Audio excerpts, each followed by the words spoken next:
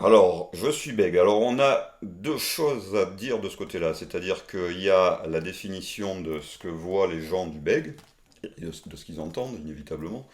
Ou, ben, si je veux faire simple, c'est le gars qui va faire. Voilà. Ça, c'est ce que les gens voient de nous.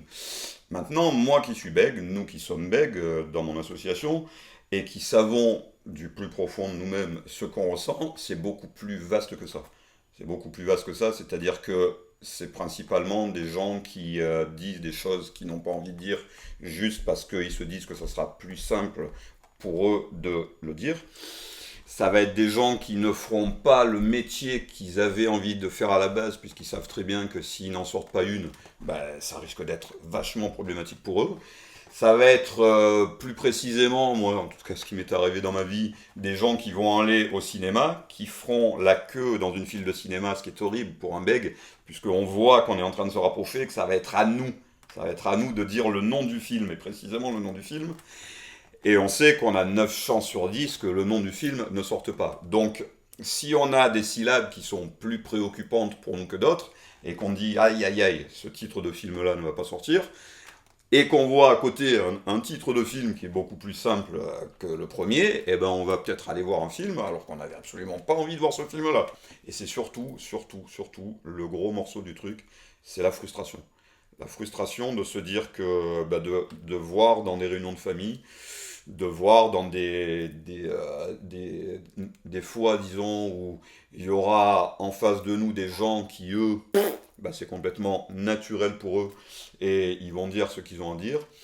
Bah, nous, on sait qu'on aura 9 chances sur 10 de dire ah ouais, regarde. Et bon, donc inévitablement, ça va faire rire les gens. Ça va aussi probablement peut-être les gêner un peu, etc. Donc la frustration, ne serait-ce que dans cette situation-là, de se retrouver un peu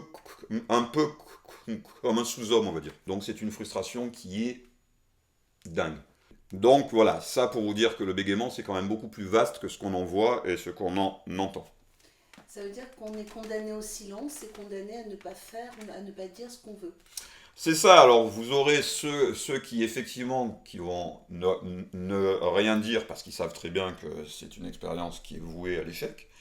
Et il y aura ceux qui vont se battre et qui vont se dire, bon ben moi, même si ça prend un petit peu plus de temps que les autres, je vais quand même dire ce que j'ai à dire. C'est un petit peu justement ce que nous apprenons donc dans notre association à nous, qui est de gérer ce genre de prise de parole. Et il est très important d'ailleurs de dire que les bègues, lorsqu'ils sont seuls, ils ne bégayent jamais. Donc ce qui nous fait bégayer, c'est le poids des gens qui sont en face et qui attendent de nous ce qu'on a à dire.